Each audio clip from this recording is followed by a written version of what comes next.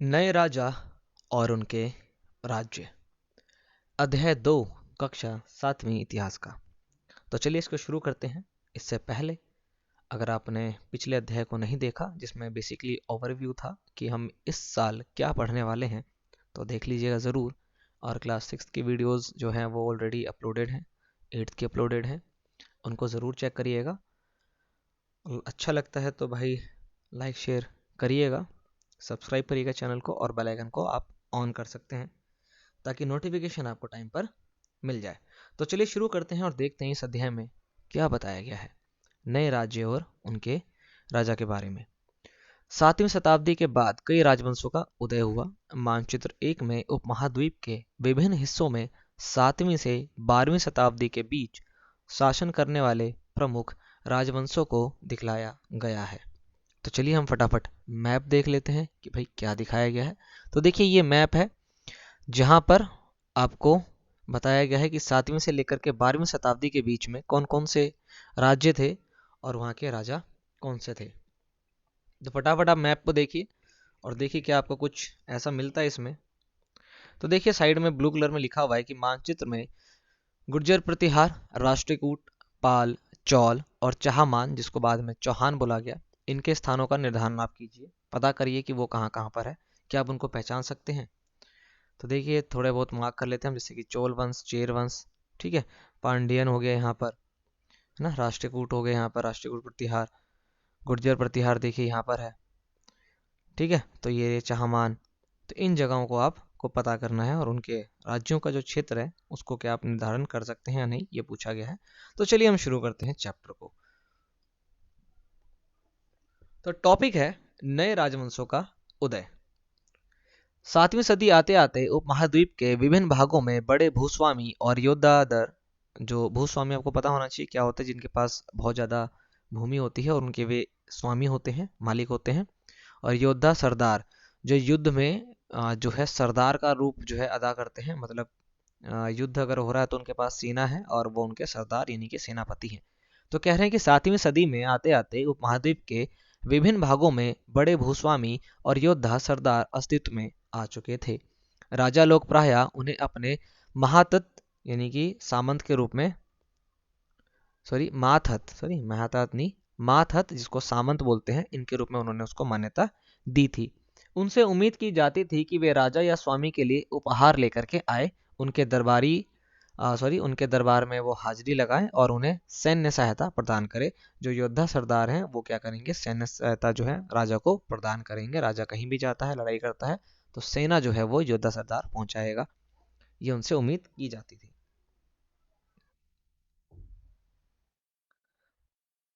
आगे देखते हैं आगे क्या है। अधिक सत्ता और संपदा हासिल करने पर सामंत अपने आप को महासामंत, महामंडलेश्वर, पूरे मंडल का महान स्वामी, ठीक है। ये मीनिंग्स जो आपको दिख रही है ना, महामंडलेश्वर का मतलब क्या होता है, पूरे मंडल का महान स्वामी। मतलब भाई कोई सामंत है, उसने इतना एरिया जिताया, किसी ने इतना जिता दिया, तो वो अपने आप को महासामंत या महामंडलेश्वर घोषित कर देता था। कभी कभी वे अपने स्वामी के आधिपत्य से स्वतंत्र हो जाने का दावा भी करते थे, क्योंकि भाई सेना तो उनकी अपनी थी, तो उनके दिमाग में होता था कि क्या करें, हम जो है अलग कर लेते हैं और एक राजा ही बना लेते हैं, मतलब राज्य ही बना लेते हैं अपना।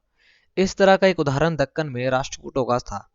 शुरुआत में वे कर्नाटक के चालुक्य राजाओं के अधीनस्थ थे, ठीक है। यहाँ पे देखिए ये पेपर में कई बार पूछा भी गया है कि दक्कन में राष्ट्रकूटों का उदाहरण क्या है। देखिए राष्ट्रकूट कहाँ से आए, ये देखिए।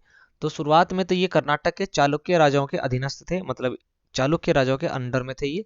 8वीं सदी के मध्य में एक राष्ट्रकूट प्रधान दंती दुर्ग ने अपने चालुक्य स्वामी की अधीनता से इनकार कर दिया, उसको हराया और हिरण्यगर्भ, सोने का गर्भ होता है, इस नामक एक अनुष्ठान करवाया। देखिए इस अनुष्ठान के बारे में एक इंपॉर्टेंट चीज है।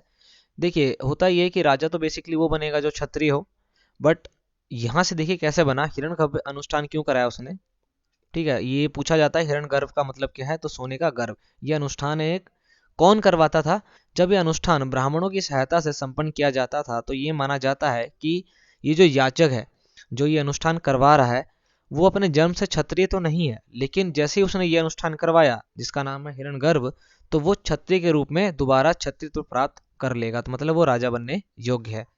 दंती दुर्ग एक ऐसा राजा बना ठीक है, जो चालुक्य वंश का था, अधीनस्थ था उसके अंडर में, चालुक्य राजाओं के अंडर में था। बट 8वीं सदी में इसने मना कर दिया कि भैया हम आपकी स्वामित्व की अधीनता से इनकार करते हैं, और उल्टा उसने चालुक्य स्वामी को हराया।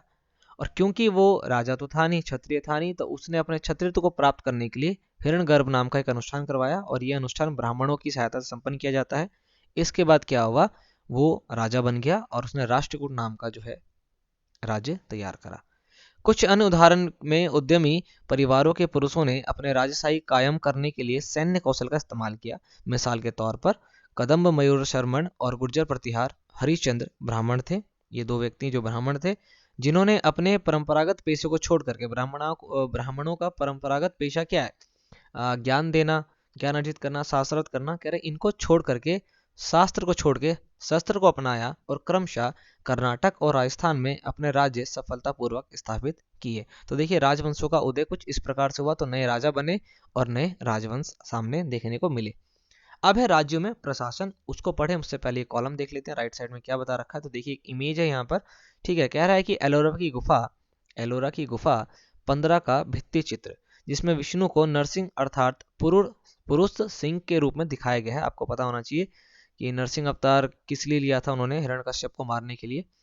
और ये जो इमेज है ये राष्ट्रकूट काल की कृति है, बोले तो 8वीं सदी की बात इसके अंदर की जा रही है। अब हम आते हैं टॉपिक के, जिसका नाम है राज्यों में प्रशासन। कि भाई राज्य तो बना लिए, अब प्रशासन कैसे करेंगे, क्योंकि भाई देखो नए राज्य तो बना लिए, नया राजा आया जिसके राजवंश में, जिसका वंशज का कोई भी व्यक्ति अभी तक राजा नहीं रहा है, तो देखिए वहां पर किस प्रकार से प्रशासन किया जाता है उसको हम इसमें देखने वाले हैं। तो कह रहे हैं राज्यों में प्रशासन। इन नए राजाओं में से कईयों ने महाराजाधिराज, राजाओं के भी राजा, त्रिभुवन चक्रवर्ती, 3 भुवनों का स्वामी, और इसी तरह की अन्य भारी भरकम उपाधियां धारण की। लेकिन इस तरह के दावे के बावजूद वे अपने सामंतों और साथ ही साथ किसान, व्यापारी तथा ब्राह्मणों के संगठनों के साथ अपनी सत्ता की साझेदारी करते रहते थे, क्योंकि भैया उनके अंडर में सब कुछ नहीं था। सामंत के अंडर में आपको पता है क्या आ गया थी, आर्मी थी, है कि नहीं, सेना तो उनके अंडर में ही थी, तो उनको अपनी सत्ता की साझेदारी करनी पड़ी। इन सभी राज्यों में उत्पादों अर्थात किसानों, पशुपालकों, कारीगरों से संसाधन इकट्ठे किए जाते थे। इनको अक्सर अपने उत्पादों का एक हिस्सा त्यागने के लिए मनाया या फिर बाध्य किया जाता था। मतलब जितना भी इन्होंने उत्पादन किया है उसका एक हिस्सा जो है ये राजा को ला करके देंगे, चाहे अपनी मर्जी से चाहे जबरदस्ती। कभी कभी इस हिस्से को लगान यानी कि टैक्स के रूप में भी वसूला जाता था, क्योंकि प्राप्त करने वाला भूस्वामी होने का दावा करता था। राजस्व व्यापारियों से भी लिया जाता था। तो टैक्स जो है वो किसानों से, पशुपालकों से, कारीगरों से संसाधन के रूप में लेते थे कि भाई किसान है तो वो जो है जो भी किसानी में उसने जो भी अनाज वगैरह उगाया है उसका एक हिस्सा राजा को लाके देगा। पशुपालक है तो भाई दूध वगैरह जो है वो लाके देगा। कारीगर है तो भाई राजा के यहाँ एक दिन आके काम करेगा। जो व्यक्ति जिस भी चीज़ का कारीगर है वो राजा के यहाँ आकर के एक दिन काम करेगा। और जो व्यापारी हैं वो राजस्व यानी कि टैक्स देंगे। अब एक कॉलम है, इसको देख लेते हैं पहले। 400 कर, कर आपको पता होना चाहिए टैक्स। तमिलनाडु में शासन करने वाले चोल वंश के अभिलेखों में विभिन्न किस्म के करों के लिए 400 से ज्यादा सूचक मिलते हैं। 400 से ज्यादा सूचक शब्द मिलते हैं। सबसे अधिक उल्लिखित कर जो है वो है वेट्टी, जो नगद की बजाय जबरन श्रम के रूप में लिया जाता था। मतलब आपसे जबरदस्ती काम कराया जाएगा, यानी जबरन श्रम। और कदिमाई यानी कि भू राजस्व जो थे ये लोग आपसे जबरदस्ती काम करवाएंगे। मकान पर छाजन डालने पर लगने वाले कर, खजूर या ताड़ के पेड़ पर चढ़ने के लिए सीढ़ी के इस्तेमाल पर लगने वाला कर, पारिवारिक संपत्ति का उत्तराधिकारी हासिल करने के लिए लगने वाला कर, इनका भी उल्लेख इसमें मिलता है। तो देखिए 400 तरह के कर जो हैं वो चोल वंश के अभिलेखों में मिलते हैं। अब हम संसाधन पे थे, इसको हम कंटिन्यू कर लेते हैं। ये संसाधन राजा की व्यवस्था की वित्तीय आधार बनते थे। साथ ही मंदिरों और दुर्गों, मंदिर पर जो दुर्ग लगते हैं इनके निर्माण में भी इसको इस्तेमाल किया जाता था। संसाधन उन युद्धों को लड़ने में भी इस्तेमाल होते थे जिनमें लूट की शक्ल में धन मिलने की तथा जमीन और व्यापारिक मार्ग के प्रयोग की संभावनाएं बनती थी। मतलब कोई ऐसा एरिया, कोई ऐसा हिस्सा जो व्यापारिक मार्ग है जहाँ से व्यापार होता है, तो भैया वहां लूट लो, सामान लूट लो पकड़ के। कोई अगर जा रहा है आ रहा है और सामान लूट लिया तो भैया वो सामान तो वापस मांगेगा, तो उससे बोलो कि भैया एक हिस्सा या कुछ हिस्सा हमको वापस दे दो, बाकी सामान अपना लेकर के आप चले जाओ। अपने वित्तीय संपत्ति को बनाने के लिए कुछ इस प्रकार से कार्य किया जाता था। आगे देखिए क्या बताया गया है। राजस्व वसूली के लिए पदाधिकारियों की नियुक्ति सामान्यतः प्रभावशाली परिवारों के बीच से ही की जाती थी।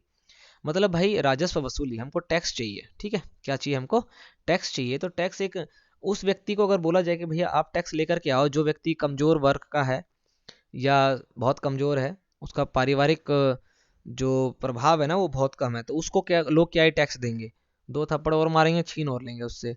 तो कह रहे कि ऐसे पद पर उन अधिकारियों को बिठाया जाता था जो सामान्यतः प्रभावशाली परिवारों के बीच में रहते थे, और ये वंशानुगत भी होती थी कि भैया एक बाप है, फिर उसी का बेटा जो है, ऑब्वियस सी बात है भाई, इसका प्रभाव है तो इसका भी होगा, ऐसी आगे भी प्रभाव उनका चलता रहेगा। तो इन्हीं को जो है ये सारी चीजें देखने को मिलती थी, करने को मिलती थी। इन अधिकारियों पर, सॉरी, इन पदों पर इन्हीं अधिकारियों का हक होता था, एक आम व्यक्ति जो है इस पर नहीं बैठ सकता था। इसकी बात इसमें की जा रही है। आगे है देखिए, अब सेना में भी ऐसा होता था, मतलब सेना के लिए भी ऐसी हो गया कि जो जिसका बेटा बाप, सॉरी, सेना में है, उसी का बेटा जो है सेना में जाएगा, फिर उसका बेटा जाएगा, मतलब वंशानुगत हो गई थी ये सारी चीजें, है कि नहीं। कई बार राजा के निकट संबंधी ही इन ओहदे पर होते थे, मतलब राजा के भाई, क्योंकि राजा ही देखो इन पद पर व्यक्ति को नियुक्त करेगा, तो राजा को जितना मतलब कहते हैं ना वो चापलूसी करेगा, वो सारे लोग जो है इन्हीं पदों पर जाकर के बैठ जाते हैं। हम जैसे ही पद पर बैठेंगे तो फिर वो हड़पना झड़पना शुरू कर देंगे। राजा बोलेगा हमको एक हिस्सा चाहिए, वो वहां पर बोलेगा हमें 1.5 हिस्सा बोला है। राजा थोड़ी जाता चेक करने के लिए। देखिए आगे है प्रशस्तियां और भूमि अनुदान। प्रशस्तियों के बारे में क्लास 6 में ही पढ़ा था आपने, इससे पिछले चैप्टर में मैंने बताया था प्रशस्ति क्या होती है और भूमि अनुदान किस प्रकार का कार्य करता है, ये देखते हैं। प्रशस्तियों में ऐसे ब्यौरे होते हैं जो सब साथ सत्य नहीं भी हो सकते हैं, क्योंकि भाई प्रशस्ति का मतलब होता है प्रशंसा। व्यक्ति जो है, जो शासक है, वो अपनी केवल प्रशंसा लिखवाएगा, जो वो जबरन करता है अपने राज्यों में लोगों पर, उनको वो नहीं लिखवाएगा, ताकि आगे जाकर के इतिहास में उसका कोई मजाक ना उड़ाए। तो प्रशस्ति जो है वो बिल्कुल सत्य नहीं भी हो सकते हैं, इसमें बोला गया है। लेकिन ये प्रशस्तियां हमें बताती हैं कि शासक खुद को कैसा दर्शाना चाहते थे। मिसाल के लिए वो खुद को शूरवीर कहते थे, विजय योद्धा के रूप में दर्शाते थे। ये विद्वान ब्राह्मणों द्वारा रची गई थी, जो अक्सर प्रशासन में मदद करते थे। प्रशस्तियां के बारे में आपने क्लास 6 में भी पढ़ा है, और अगर अभी भी कंफ्यूजन है तो भाई ऑब्वियस सी बात है, आपको पढ़ना चाहिए। देखिए प्रशस्ति की बात हो रही है तो हम पहले प्रशस्ति वाला कॉलम क्लियर करेंगे, उसके बाद हम ये जो कॉलर है उस कॉलम है उसको देख लेंगे। तो देखो, राजा लोग प्रायः ब्राह्मणों को भूमि अनुदान से पुरस्कृत करते थे। राजा जो है ब्राह्मण को भूमि अनुदान में दिया करते थे। ये ताम्र पत्रों पर अभिलेख होते थे जो भूमि पाने वाले को दिया जाता था, ताकि भैया आगे जाकर के उससे भूमि छीन ना ले, इसलिए राजा जो है उस पर लिख करके उसको देता था, ताकि वो आगे भाई प्रूफ के तौर पर दिखा सके, है कि नहीं। तो देखिए ये ताम्रपत्र यहाँ पर आपको देखने को मिल रहा है, तांबे का होता है ये, ठीक है। तो ये सबको जिन जिनको भूमि दिया है राजा ने वो इसमें लिखे हुए हैं। अब हम वो कॉलम पढ़ लेते हैं जो हमने अभी छोड़ा है। देखिए क्या कह रहा है कि नागरभट्ट की उपलब्धियां, नागभट्ट की उपलब्धियां। कई शासकों ने प्रशस्तियों में अपनी उपलब्धियों का बखान किया है। कह रहे कि आपने पिछले साल गुप्त शासक समुद्रगुप्त की प्रशस्ति के बारे में पढ़ा है, नहीं पढ़ा है तो भैया चेक करिए जा करके, है कि नहीं। संस्कृत में लिखी गई ग्वालियर यानी कि मध्य प्रदेश में पाई गई एक प्रशस्ति में प्रतिहार नरेश नागभट्ट के कामों का वर्णन कुछ इस प्रकार किया गया है। देखिए क्या है, आंध्र सैंधव जो कि आज का सिंध है, विदर्भ जो कि महाराष्ट्र का एक हिस्सा है, और कलिंग उड़ीसा का एक हिस्सा, इनके राजा उनके आगे तभी धराशायी हो गए जब वे राजकुमार थे। मतलब नागभट्ट राजा भी नहीं बने थे, केवल राजकुमार थे, तब उन्होंने आंध्र, सिंध, विदर्भ और कलिंग को हरा दिया था। उन्होंने कन्नौज के शासक चक्रयुद्ध को विजित किया। उन्होंने वंग यानी ये भी बंगाल का एक हिस्सा है, अनर्त ये गुजरात का एक हिस्सा है, मालवा जो कि मध्य प्रदेश का एक हिस्सा है, किरात जो कि वनवासी, तुरुस्क जो कि तुर्क का एक हिस्सा है, वत्स्य मत्स्य दोनों उत्तर भारत के हिस्से हैं, इन राजाओं को भी पराजित किया था। मतलब आप देख सकते हैं कि नागभट्ट की उपलब्धि, इनकी प्रशस्ति में क्या लिखा गया है कि कितने बेहतरीन राजा थे। कुछ दावे किए गए हैं, क्या ये दावे सही है कि नहीं। देखिए चित्र 2 जो हम इसको भी देख रहे थे, ये थोड़ा संस्कृत और थोड़ा तमिल में लिखा हुआ ताम्र पत्रों पर एक संग्रह है, जिसमें 9वीं सदी के एक शासक के द्वारा दिए गए भूमि अनुदान का उल्लेख किया गया है। जिन कड़ियों से ये पत्र जुड़े हैं उन पर राजसी मुहर लगी होती थी, ये बताने के लिए कि भैया ये प्रमाणिक दस्तावेज है, आगे जाके कोई इसको छीन ना ले, मना ना कर दे। और क्या है भूमि के साथ और क्या क्या दिया जाता था। या चोल के द्वारा दिए गए एक भूमि अनुदान के तमिल भाग का एक हिस्सा है। ये भाई देखो भूमि अनुदान यहाँ पर चोल वंश के राजाओं ने दिया था, तो देखिए उसका एक हिस्सा है। हमने मिट्टी की भेड़ें बनाकर साथ ही कांटेदार झाड़ियां लगाकर भूमि की सीमा को चिन्हित कर दिया, मार्क कर दिया। इस भूमि पर ये चीजें हैं, क्या क्या है इस भूमि पर, तो देखिए फलदार वृक्ष, पानी, भूमि, बगीचे और फलोद्यान, पेड़, कुएं, खुली जगह, चारागाह, एक गांव, बाबी, चबूतरे, नहरें, खाइयां, नदियां, दलदली जमीन, हौज, अन्नागार, मछलियों के तालाब, मधुमक्खियों के छत्ते और गहरी झीलें। मतलब भूमि पर जो भी चीजें हैं उन सभी का जो है यहाँ पर जिक्र करना जरूरी है। जिसे यह भूमि मिलती है वह इससे कर वसूल कर सकता है। वह न्यायाधिकारियों द्वारा जुर्माने के तौर पर लगाए गए कर वसूल सकता है। पान के पत्तों पर लगने वाला कर, बुने हुए कपड़ों पर लगने वाला कर, साथ ही साथ वाहनों पर लगने वाला कर वो व्यक्ति वसूल करेगा जिसको हम ये जमीन दे रहे हैं। वह पकी ईंटों के बने ऊपरी माले पर बड़े कमरे बनवा सकता है। मतलब अगर उसको एक मंजिल कमरा दिया है तो वो उसके ऊपर बनवा सकता है। बड़े और छोटे कुएं खुदवा सकता है। मतलब उसको एक कुआं इतना सा खोद के दिया है तो इसको बड़ा या छोटा जो है और खुदवा सकता है। पेड़ और कांटेदार झाड़ियां लगवा सकता है। मतलब उसको ऑलरेडी लगवा करके तो दिया है ऐसे रेलिंग बना करके, तो वो इसको और भी बढ़ा सकता है या इसको हटा करके दूसरा लगवा सकता है। उसे यह सुनिश्चित करना चाहिए कि पानी बर्बाद ना हो और तटबंधों का निर्माण हो। बस इसका ध्यान रखना है उसको। और साथ ही साथ वो सिंचाई के लिए नहर भी बनवा सकता है। अगर वो नहर बनवाता है इस एरिया में, बस उसको ये ध्यान रखना है कि पानी बर्बाद नहीं होना चाहिए ताकि आगे जो लोग हैं उनको वो मिले। तो भूमि अनुदान जो दिया गया है जिस ब्राह्मण को, तो किस प्रकार से उल्लेख उसका किया जाता है ये इसमें देखने को मिला है। लेकिन में सिंचाई के जितने संभव स्रोत का उल्लेख है उनकी सूची बनाइए और विचार विमर्श कीजिए कि कैसे इस्तेमाल होता होगा। तो सीटेट में आपसे ये नहीं पूछा जाएगा। आगे देखिए, 12वीं शताब्दी में एक बृहत संस्कृत काव्य भी रचा गया जिसमें कश्मीर पर शासन करने वाले राजाओं का इतिहास दर्ज है। इसे कल्हन नामक एक रचनाकार द्वारा लिखा गया। तो कश्मीर के शासकों का जो विवरण है वो किसने लिखा था, तो कल्हन नामक एक रचनाकार, ये ध्यान रखना। कल्हन ने अपना वृत्तांत लिखने के लिए शिलालेखों, दस्तावेजों, प्रत्यक्षदर्शियों के वर्णनों और पहले से इतिहासों समेत अनेक तरह के स्रोतों का इस्तेमाल किया। प्रशस्तियों के लेखों के से भिन्न, मतलब जो प्रशस्ति लिखते हैं ना वो केवल प्रशंसा लिखते हैं राजाओं की ताकि उनको बदले में उपहार वगैरह मिल सके। कह रहा इनसे अलग वह शासकों और उनकी नीतियों के बारे में आलोचनात्मक रुख दिखलाता है। इसलिए 12वीं सदी के लिए यह असाधारण ग्रंथ था कि भैया जब लोग सभी प्रशस्ति लिख रहे हैं हर एक राजाओं की ताकि उनको और मतलब बढ़ा चढ़ा के लिखते थे वो, ताकि उनको बड़े बड़े इनाम मिले। वहां पर एक व्यक्ति है कल्हन जो कि ऐसा नहीं करता, एक ही व्यक्ति है ऐसा, तो भाई असाधारण बात हो जाती है लोगों के लिए। अब है धन के लिए युद्ध। पैसों के लिए युद्ध तो अभी भी होता है कि नहीं? कितने सारे केसेस आप पढ़ते और सुनते होंगे। तो देखिए आगे है धन के लिए युद्ध। आपने ये गौर किया होगा कि इनमें से प्रत्येक शासक राजवंश का आधार कोई क्षेत्र विशेष था। वे दूसरे क्षेत्रों पर भी नियंत्रण करने का प्रयास करते रहते थे ताकि उनका क्षेत्र जो है वो बड़ा हो सके। एक विशेष रूप से वांछनीय क्षेत्र था गंगा घाटी में कन्नौज नगर। गुर्जर, प्रतिहार, राष्ट्रकूट और पाल वंशों के शासक सदियों तक कन्नौज के ऊपर नियंत्रण को लेकर के आपस में लड़ते रहे। चूंकि ये जो लड़ाई है वो काफी लंबी चली और 3 पक्ष में चली, तो इसलिए इस लड़ाई को त्रिपक्षीय संघर्ष के रूप में देखा गया। ये त्रिपक्षीय संघर्ष के रूप में किसने लड़ाई करी या त्रिपक्षीय संघर्ष क्या है या किन वंशों से रिलेटेड है ये आपको पता होना चाहिए। तो ये है गुर्जर प्रतिहार, राष्ट्रकूट और पाल वंश। ये 3 वंश आपस में लड़ रहे थे किसके लिए? कन्नौज के लिए। इसी को त्रिपक्षीय संघर्ष कहा जाता है इतिहासकारों के द्वारा। इंपॉर्टेंट है, ध्यान रखिएगा, बार बार नहीं बताया जाएगा।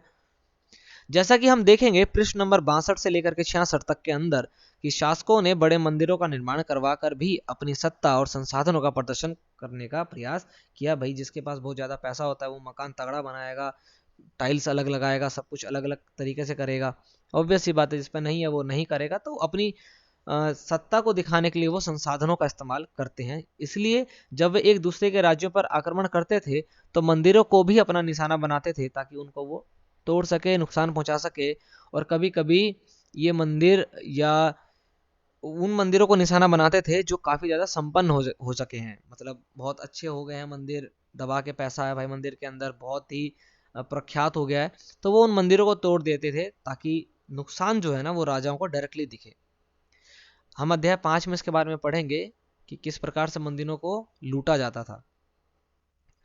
अफगानिस्तान के गजनी का सुल्तान महमूद ऐसे शासकों में से एक सबसे प्रसिद्ध शासक है। उसने 997 से लेकर के 1030 तक, है ना, 997 से लेकर के 1030 तक शासन किया और अपने नियंत्रण का विस्तार मध्य एशिया के भागों, ईरान और उपमहाद्वीप के उत्तर पश्चिमी हिस्से तक कर लिया था। हम सुल्तान महमूद की बात कर रहे हैं जो अफगानिस्तान के गजनी का सुल्तान था। वह लगभग हर साल उपमहाद्वीप पर हमला करता था। उसका निशाना कौन कौन से मंदिर हुआ करते थे या कौन सी जगह होती थी, तो संपन्न मंदिरों पर ही वो निशाना करता था। और इसने गुजरात के सोमनाथ मंदिर पर भी निशाना साधा था।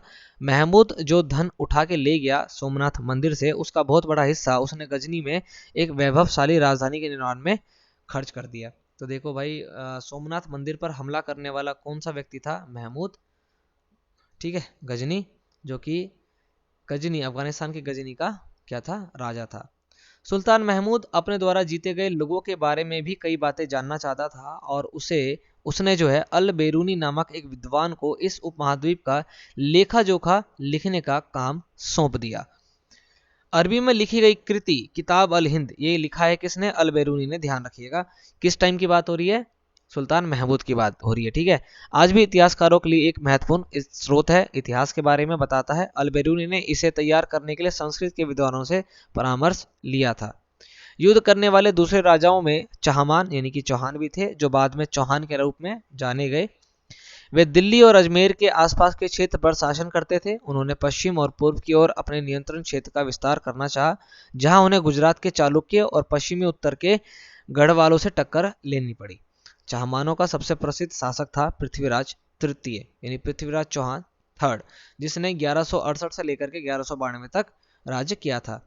इसने सुल्तान महमूद गौरी नामक अफगान शासक को 1191 में हराया, लेकिन दूसरे ही साल 1192 में उसके हाथों ये मारा गया। यानी कि पृथ्वीराज चौहान जो है उन्होंने मोहम्मद गौरी को हराया था 1191 में, और अगले ही साल यानी कि 1192 में इनकी उसमें मौत हो गई, शहीद हो गए ये, और ये हार गए। तो पृथ्वीराज चौहान की बात हो रही थी इसके अंदर। आगे देखते हैं, आगे क्या है? आगे है चोल राज्य। नजदीक से एक नजर चोल राज्यों के बारे में आप पढ़िए। तो देखिए, चोल आप मैप में देख सकते हैं, यहाँ पर है कि नहीं है? इसका कुछ एरिया है, परिवर्तनशील सीमाएं जो कि बदलता गया। तो अपने एरिया को जो है भाई बड़ा करने की कोशिश इन्होंने काफी की। तो चलिए चोल राजवंश के बारे में जानते हैं। उरैयूर से तंजावुर तक चोल वंश सत्ता में कैसे आया? ये सवाल है, इसका आंसर आपको इसमें मिलेगा। कावेरी डेल्टा में मुट्टिरियार नामक से प्रसिद्ध एक छोटे से गांव का मुखिया या परिवार का मुखिया इसकी सत्ता थी। वे कांचीपुरम के पल्लव राजाओं के महातात थे, सामंत थे मतलब। उर्रियार के चोलवंशीय प्राचीन मुखिया परिवार के विजयालय ने 9वीं सदी के मध्य में मुटियारों को हराकर इन डेल्टा पर कब्जा जमा लिया। उसने वहां तंजावुर शहर और निशुंभ सूदनी देवी का मंदिर बनवाया, ठीक है। विजयालय के उत्तराधिकारियों ने पड़ोसी इलाकों को जीता और उसका राज्य अपने क्षेत्रफल तथा शक्ति दोनों के रूप में बढ़ाता गया। दक्षिण और उत्तर के पांड्यन और पल्लव के इलाके इस राज्य का हिस्सा बनने लग गए थे। राजराज प्रथम की बात हो रही है यहाँ पर, ध्यान रखिएगा, यहाँ से सवाल जो है वो पूछा जाता है राजराज प्रथम के बारे में, ठीक है। तो राजराज फर्स्ट जो सबसे शक्तिशाली चोल शासक माना जाता है, 985 में राजा बना और उसी ने इनमें से ज्यादातर क्षेत्रों पर अपने नियंत्रण का विस्तार किया। उसने साम्राज्य के प्रशासन का भी पुनर्गठन किया। राजराज के पुत्र राजेंद्र प्रथम, इनका बेटा है राजेंद्र प्रथम, ने उनकी नीतियों को जारी रखा और उसने गंगा घाटी, श्रीलंका तथा दक्षिण पूर्व एशिया के देशों पर हमला भी किया। इन अभियानों के लिए उसने एक जल सेना भी बनाई थी। किसने बनाई भाई? राजेंद्र प्रथम ने। तो राजराज प्रथम क्यों है इंपॉर्टेंट? तो चोल वंश का यानी चोल शासक का सबसे महत्वपूर्ण या शक्तिशाली राजा जो था वो था राजराज प्रथम, उनका बेटा है राजेंद्र प्रथम। भव्य मंदिर और कांस्य मूर्तिकला। राजराज और राजेंद्र प्रथम यानी कि बाप बेटे द्वारा बनाए गए तंजावुर और गंगई कोंड चोलपुरम के बड़े मंदिर स्थापत्य और मूर्तिकला की दृष्टि के लिए एक चमत्कार है। चोल मंदिर अक्सर अपने आसपास विकसित होने वाले बस्तियों के केंद्र बन गए। ये शिल्प उत्पादन के केंद्र थे। ये मंदिर शासकों और अन्य लोगों द्वारा दी गई भूमि से भी संपन्न हो गए थे। इस भूमि की उपज उन सारे विशेषज्ञों का निर्वाह करने में खर्च होती थी जो मंदिर के आसपास रहते और उनके लिए काम करते थे, जैसे कि पुरोहित, मालाकार, बावर्ची, मेहतर इत्यादि। देखिए मंदिर, देखिए पहले तो ये गोइंगई को ये मंदिर है गंगई कोल्ड चोलपुरम का मंदिर। छत जिस तरह से क्रमशः पतली होती गई, आप ऊपर देखते हैं जैसे कि नीचे से ऊपर की ओर जा रही है ये, तो छत जो है इसकी पतली होती गई। कह रहे इसको आप गौर करो। बाहरी दीवारों को सजाने के लिए पत्थर की जो प्रतिमाएं अलंकृत की गई है उन्हें भी आप देखिए कितना बेहतरीन लग रहा है ये, है ना। छत ऊपर जाते तो क्या होगी, पतली हो गई। संगीतकार, नर्तक इत्यादि जो मंदिर के आसपास लोग रहते थे, ठीक है, उनकी इसमें बात की गई थी। दूसरे शब्दों में मंदिर सिर्फ पूजा आराधना के स्थान नहीं थे, वे आर्थिक, सामाजिक और सांस्कृतिक जीवन के केंद्र भी बन गए थे। आज भी मंदिर जो है वो आर्थिक, सामाजिक, सांस्कृतिक जीवन के केंद्र होते हैं, केवल वहां पर लोग पूजा पाठ नहीं करते हैं। मंदिर के साथ जुड़े नए शिल्प, जो जितने जो शिल्पों थे, जो शिल्पकार थे, उनकी बात हो रही है कि मंदिर के साथ जुड़े हुए शिल्पों में सबसे विशिष्ट था कांस्य प्रतिमाएं का काम। जो कांस्य की मूर्तियां बन रही थी ना, उनका काम सबसे इंपॉर्टेंट था। चोल कांस्य प्रतिमाएं संसार की सबसे उत्कृष्ट कांस्य प्रतिमाओं में गिनी जाती हैं। ज्यादातर प्रतिमाएं तो देवी देवताओं की होती थी, लेकिन कुछ प्रतिमाएं भक्तों की भी बनाई गई। देखिए ये प्रतिमा एक दिखाई गई है, कितनी बेहतरीन है इनकी। इसको अगर आप ध्यान से देखेंगे ना, तो अब देखिए कितनी बढ़िया डिटेलिंग इसमें की गई है ना। आगे है कृषि और सिंचाई, तो हम इसको देखते हैं फटाफट। चोलों की कई उपलब्धियां कृषि में हुए नए विकासों के माध्यम से संभव हुई।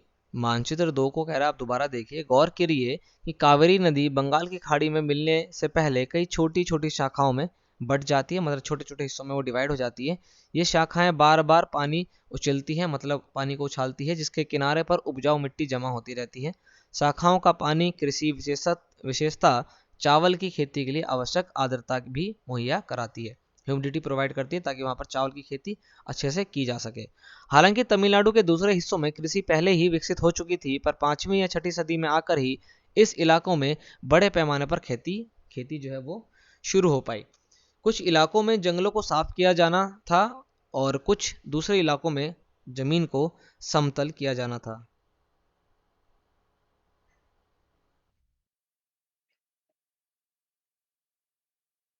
डेल्टा क्षेत्रों में बाढ़ को रोकने के लिए तटबंध बनाए जाने थे और पानी को खेतों तक ले जाने के लिए नहरों का निर्माण होना था। कई क्षेत्रों में एक साल में 2 फसलें उगाई जाती थी, अलग अलग प्रकार की या फिर एक ही प्रकार की।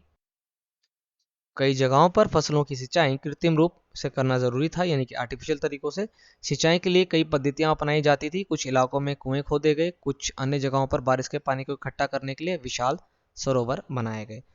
स्मरण रहे कि सिंचाई के काम में योजना की जरूरत होती है, जैसे श्रम और संसाधनों को व्यवस्थित करना, इन कामों की देखरेख करना और यह तय करना कि पानी का बंटवारा कैसे किया जाएगा। ज्यादातर नए शासकों, साथ ही साथ गांव में रहने वाले लोगों ने इन गतिविधियों में सक्रिय रूप से दिलचस्पी दिखलाई थी। आगे है साम्राज्य का प्रशासन। प्रशासन किस प्रकार संगठित था, कैसे एक साथ वो कोलाइड होके काम कर रहा था। तो किसानों की बस्तियां जो उर कहलाती थी, किसानों की बस्ती को क्या बोला गया, उर, सिंचित खेती के साथ बहुत समृद्ध हो गई। इस तरह के गांवों के समूह को नाडू कहा गया, यानी कि जो समृद्ध बस्तियां थी किसानों की, उनके गांव के समूह को नाडू बोला गया, नाडू, ठीक है। ग्राम परिषद और नाडू न्याय करने और कर वसूलने जैसे प्रशासकीय कार्य करते रहते थे। वेल्लाल जाति के धनी किसानों को केंद्रीय चोल सरकार की देखरेख में नाडू के कामकाज में अच्छा खासा नियंत्रण हासिल था।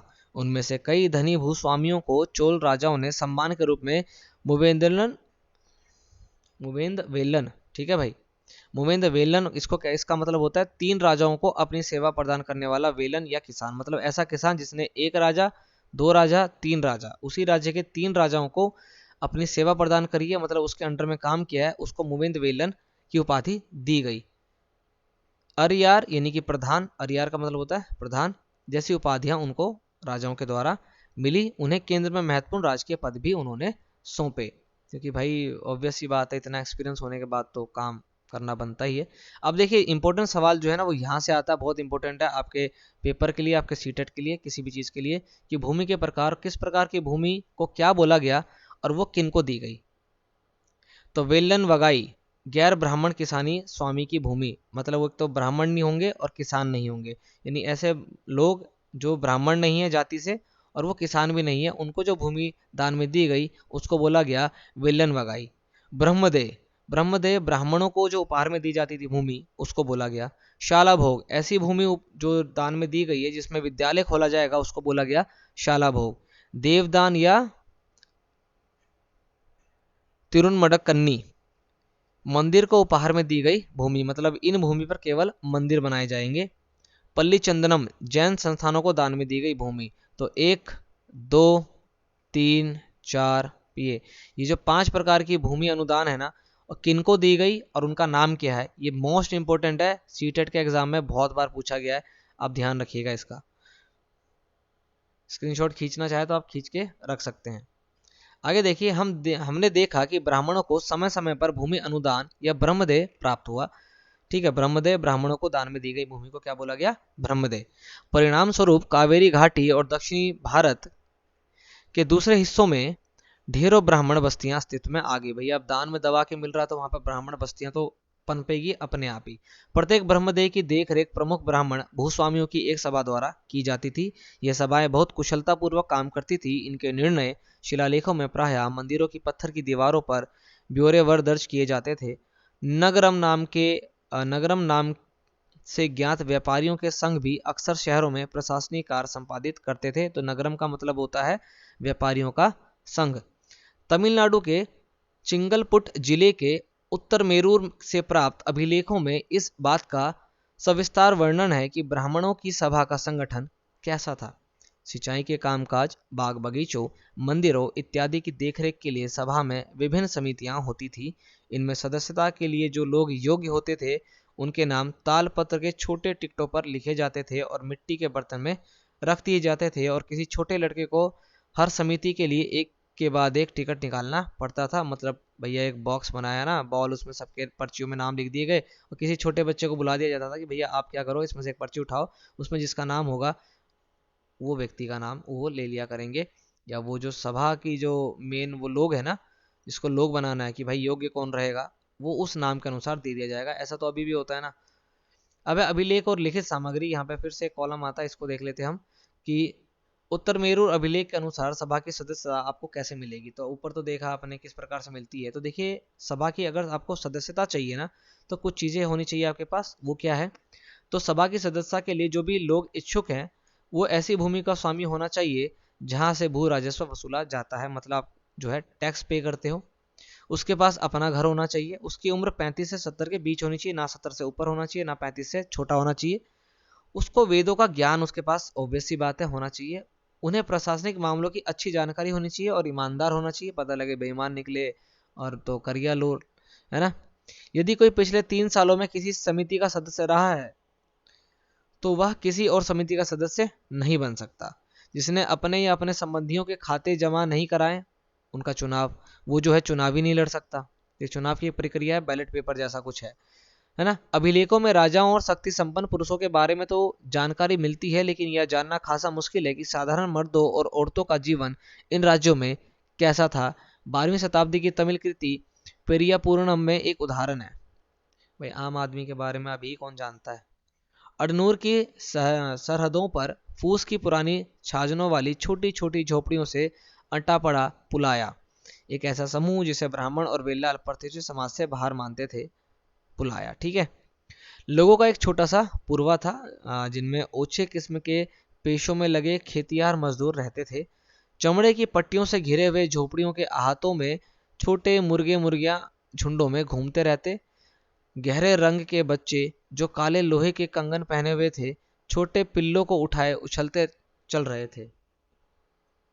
मारदू पेड़ों की छाया में एक मजदूरनी ने अपने बच्चे को चमड़े की एक चादर पर सुला रखा था। आम के पेड़ भी थे जिनकी शाखाओं पर नगाड़े लटके हुए थे, और नारियल के पेड़ों के नीचे जमीन में बने छोटे गड्ढों में छोटे सिरों वाली कुतियां पिल्लों को दूध पिलाने के बाद लेटी हुई थी। लाल कलगी वाले मुर्गे ने पोपटने से पहले तगड़े पुलेयार, पुलाया का ही बहुवचन है, मतलब जब बहुत सारे पुलाया लोग आ जाते हैं, ठीक है, उनकी बात है, इनको 2 दिन से काम पर जाने की हीक लगाता हुआ बांग दे रही थी कि भैया उठो काम पे जाओ। धान कुटती लहरदार बालों वाली पुलाया स्त्रियों के गाने गाने की आवाज रोजाना कांजी वृक्ष की छाया में फैलती थी। यहाँ पर एक उदाहरण है कि भाई आम लोग जो है वो कैसे थे, क्योंकि आम जनता के बारे में तो कोई जानता ही नहीं है। अब ये लास्ट हिस्सा रह जाता है हमारे इस चैप्टर का, जो है तांग वंश के युग का चीन। चीन में तांग राजवंश के तहत एक साम्राज्य स्थापित हुआ जो लगभग 300 वर्ष तक सत्ता में रहा। 300 वर्ष कौन से हैं? 7वीं से 10वीं सदी तक। इसकी राजधानी शियान दुनिया के सबसे बड़े नगरों में से एक थी, जहां तुर्की, ईरानी, भारतीय, जापानी और कोरियाई आया जाया करते थे। तांग साम्राज्य परीक्षा के माध्यम से नियुक्ति की गई नौकरशाही द्वारा प्रशासित होता था, यानी परीक्षाओं में हर इच्छुक व्यक्ति बैठ सकता था। अधिकारियों के चयन का ये व्यवस्था जो है कुल बदलावों के साथ 1911 तक कायम रही। भारतीय उपमहाद्वीप में प्रचलित व्यवस्थाओं से यह व्यवस्था किस प्रकार से अलग थी, ये आपको बताना है। मतलब किस पद पर कौन सा व्यक्ति बैठेगा, तो चीन ने क्या करा, उसके लिए एग्जाम लेना शुरू करा और सबको बोला कि भैया सब आकर के आप फॉर्म भर सकते हो, चाहे आप किसी भी जाति भेद कहीं के भी हो। आपको केवल क्या करना है, एग्जाम क्लियर करना है। अगर आप पद के लायक होंगे तो ऑब्वियस सी बात है आप एग्जाम क्लियर कर दोगे। बट भारत में क्या था कि नहीं नहीं, सबको नहीं मिल सकता। ऑब्वियस सी बात है राजा का दुलारा होना चाहिए। वो लोग आएंगे, फिर उसमें से किसी एक व्यक्ति की लॉटरी में नाम निकाली जाएगी, तो भाई अब पर्ची में क्या पता सबका ही नाम एक जैसा हो, राजा के खिलाफ तो कोई जाएगा नहीं। अभी के टाइम में भी देखते हो इंडिया में कैटेगरीज बना रखी हैं हर चीज़, एग्जाम के लिए, इसके लिए, उसके लिए, जबकि बाहर कई देशों में ऐसा नहीं है और वो संपन्न देश भी है। तो कह रहा है कि भाई अभी कौन सी व्यवस्था सबसे बढ़िया लगी आपको, ये आपको बताना है। सबको अवसर समान मिले वो वाला, या एक समान अवसर की के नाम पर आपको समता दे दी जाए वो वाला। तो नए राजा और उनके राज्य में कुछ चीज़ें बहुत इंपॉर्टेंट थी। ठीक है, 6th 7th 8th की हिस्ट्री थोड़ी सी कहानी टाइप होती है, बहुत ज़्यादा डीप नहीं होता इसके अंदर कुछ भी, क्योंकि छोटे बच्चे इसको पढ़ रहे होते हैं। बट अगर आप सीटेट के लिए पढ़ रहे हैं तो ऑब्वियस सी बात है आपको इसमें से एक एक नंबर वाले बहुत सारे सवाल देखने को मिले होंगे। और सीटेट के लिए वीडियोस पहले भी बना रखी है, आप उनको भी देख सकते हैं। अगर आपको नोट्स या शॉर्ट में पढ़ना है ना, मतलब पॉइंट टू पॉइंट पढ़ना है, तो आप प्लेलिस्ट को चेक करिए, वहाँ पर आपको बहुत सारी चीज़ें मिल जाएंगी। और वीडियो अगर अच्छी लगी है तो लाइक शेयर करिएगा, सब्सक्राइब करिएगा, कमेंट करिएगा नीचे। हम आपसे मिलेंगे नेक्स्ट वीडियो में, लेकिन सुनिए सब्सक्राइब करने के बाद बेल आइकन को जरूर ऑन करिएगा। मिलते हैं नेक्स्ट वीडियो में, तब तक के लिए जय हिंद।